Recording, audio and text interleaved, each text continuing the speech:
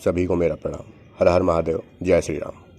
आज का वीडियो नुपुर शर्मा जी के ऊपर है, जिन्होंने इस्लाम की सच्चाई से रूबरू कराया और उनके मोहम्मद की सच्चाई बताई। एक बार के लिए इनकी यह वीडियो देख लीजिए। उड़ते हुए घोड़े, तुम्हारे उड़ते हुए घोड़े एंड अर्थ दिस फ्लैग, जो कुरान में आके लिखा है बकायदा, उसका मजाक बनाना शुरू कर दूं। 6 साल की बच्ची से प्यार करके 9 साल में you are having sex with her, इससे प्रॉफिट मोहम्मद ने बोलना शुरू कर दूं मैं। हां, earth this flat according to Quran 88:20। बकवास ना कीजिए, उड़ते हुए घोड़े पे बैठकर फोन हो जाइए। Don't make a stand. इसमें इन्होंने क्या गलत कह दिया? अगर यह तथ्य मौजूद है और इन कटमुल्लों की किताबों में पहले से लिखा हुआ है, तो इस बात को बार बार बोलने में दिक्कत ही क्या है? सुना, इस बयान के चलते आज नुपुर शर्मा को मारने की धमकी दी जा रही है। यहाँ तक कि बाहरी 57 मुल्क में जो इन मुल्कों के लोग हैं, इनके खिलाफ एकजुट हो गए हैं और फंडिंग और धमकियाँ दी जा रही हैं। और जिस पार्टी यानी बीजेपी पार्टी ने इनको बाहर का रास्ता दिखा दिया है, यानी जो बेटी बचाओ बेटी पढ़ाओ अभियान की बात करते थे, आज ज़रूरत पड़ने पर एक बेटी को जिहादियों के हाथ सौंप दिए।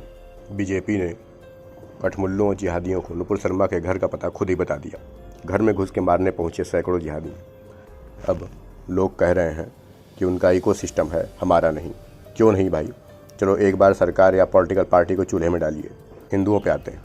आपके 4 मठ हैं, आपके आदरणीय शंकराचार्य हैं, लाखों मंदिर हैं, हजारों आश्रम हैं, हजारों धर्मगुरु हैं, हर जाति के अलग संगठन हैं, सेना है, ब्राह्मण संगठन, क्षत्रिय सेना, वैश्य संगठन, दलितों के अलग, अनुसूचित जाति जनजाति के अलग हैं, धर्म के भी लाखों अलग अलग संगठन बने हुए हैं। कुल मिलाकर इतने तो हैं कि अगर वो चाहें तो भारत में चिड़िया भी न उड़े उनकी मर्जी के बिना। ज्ञानव्यापी में जो हुआ और जो नुपुर शर्मा ने कहा, उन्हें एक समान मान लेते हैं। दोनों मामले में बराबर प्रतिक्रिया होनी चाहिए, कानूनी हो, विधि सम्मत हो। मैं किसी भी तरह की हिंसा का पक्षधर नहीं। आपने देखा कि ज्ञानव्यापी फोटोग्राफी के दौरान महुआ मोइत्रा शिव जी पर टिप्पणी करते हैं। क्या टीएमसी ने उन्हें सस्पेंड कर दिया? नहीं, क्योंकि वे जानते थे कि हिंदुओं और हिंदू धर्म का मजाक उड़ाने से उनके वोट बैंक पर कोई असर नहीं पड़ेगा, क्योंकि हिंदू तो चूतिया है जो झक मार कर ओढ़ देता है। ऐसे राजनेताओं को पीएफआई जैसे आतंकवादी संगठनों पर प्रतिबंध लगाने से मोदी सरकार को क्या रोक है? ये दैनिक आधार पर ऐसी चीज़ें आयोजित कर रहे हैं, लेकिन भाजपा उन पर प्रतिबंध लगाने के लिए आवश्यक कदम नहीं उठाएगी। शर्म की बात है, केरल, तमिलनाडु, कर्नाटक, तेलंगाना, आंध्र प्रदेश, महाराष्ट्र, गुजरात, राजस्थान, दिल्ली, उत्तर प्रदेश, मध्य प्रदेश से वे सांप्रदायिक हिंसा, दंगे, हत्या आदि का आयोजन कर रहे हैं। पेश हैं कुछ सबूत, लेकिन होता क्या है? आप मुझे एक हिंदू नेता, गुरु, संगठन, सेना, कोई समिति का नाम बता दीजिए जिसने शिवलिंग के अपमान पर कोई शिकायत दर्ज कराई हो। आपके आराध्य का अपमान हुआ, आपने शिकायत तक भी दर्ज नहीं कराई। क्यों? उनके आराध्य का अपमान हुआ तो 55 देश खड़का दिए उन्होंने। जानते हैं क्यों? पैगंबर की सच्चाई का नुपुर शर्मा को कहाँ से पता चला? हदीसों से। तो सबसे पहले हदीसों ने ही पैगंबर का अपमान किया, तो मुसलमान हदीसों को क्यों नहीं फाड़ते? इसके बाद हदीसों में ये सब लिखा किसने? कोई हिंदू ने लिखा? नहीं, मुसलमान ने ही लिखा था, तो उस मुसलमान को क्यों नहीं मारते? मुसलमान अंधा होता है, यह सच्चाई भी है, आप देख सकते हैं। रही बात इस सच्चाई की, तो यह सच्चाई एक सूअर ने भी बताई थी। यह वीडियो देखिए।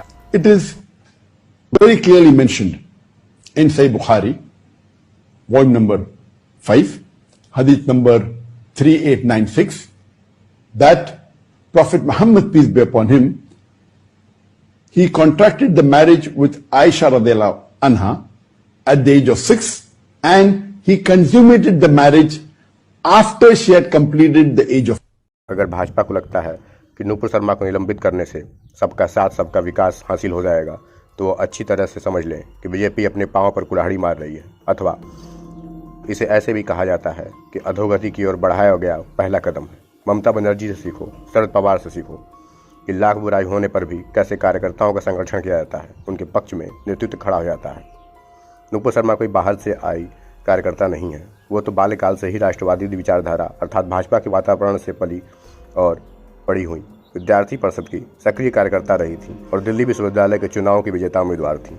मतलब यह कि वह आपकी यानी भाजपा की विचारधारा में आकंठ सरोवर रही हैं और भविष्य की एक ऐसी संभावनाएं हैं, बिल्कुल वैसे ही जैसे सुषमा स्वराज या अरुण जेटली थे। लेकिन आपने विश्वास हासिल करने के चक्कर में वर्तमान और भविष्य दोनों गंवा दिए हैं। इन खोखली पार्टियों और संगठनों पर भरोसा न करें। उन लोगों के साथ रहें जो दूसरों को आपके लिए बस के नीचे फेंक देंगे। न कि उन लोगों के साथ जो आपको अपनी त्वचा और सतही छवि की रक्षा के लिए बस के नीचे फेंक देंगे। जब बीजेपी को इनकी सबसे ज़्यादा ज़रूरत थी, बीजेपी ने इन्हें निकाल दिया पार्टी से। वाह, क्या तथाकथित हिंदू पार्टी है।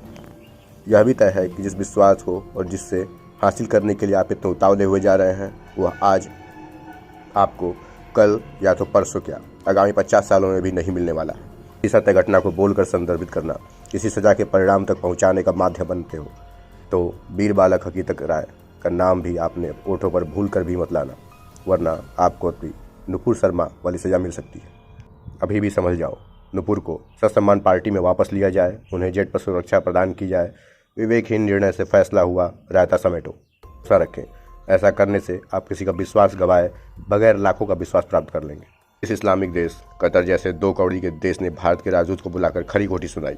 उसी ने 2010 में हिंदू देवियों की अश्लील पेंटिंग बनाने वाले MF हुसैन के साथ खड़ा रहा और अपनी नागरिकता भी दी थी।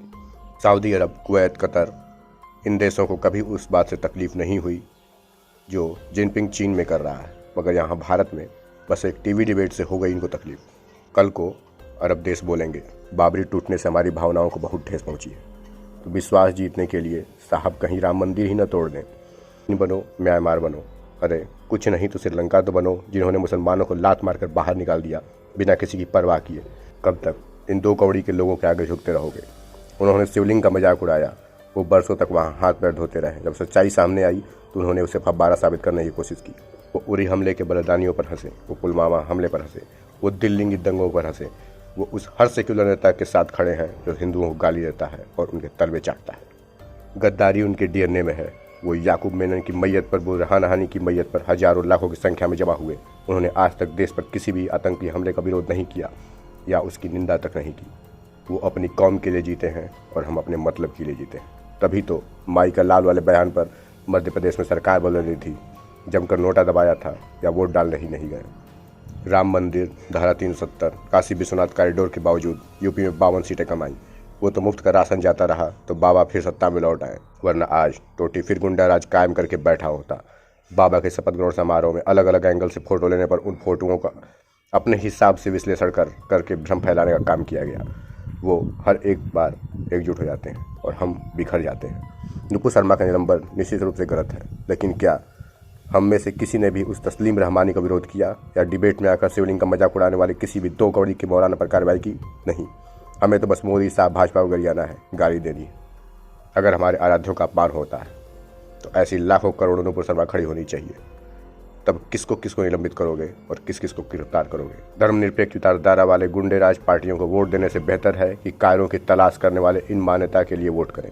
यदि आप इस ऋण विहीन जोकों का समर्थन करते हुए मानते हैं कि वे हिंदुत्व का प्रतिनिधित्व करते हैं, तो आप अंततः उनके जैसे हीन पवित्र और कायर बन जाएंगे।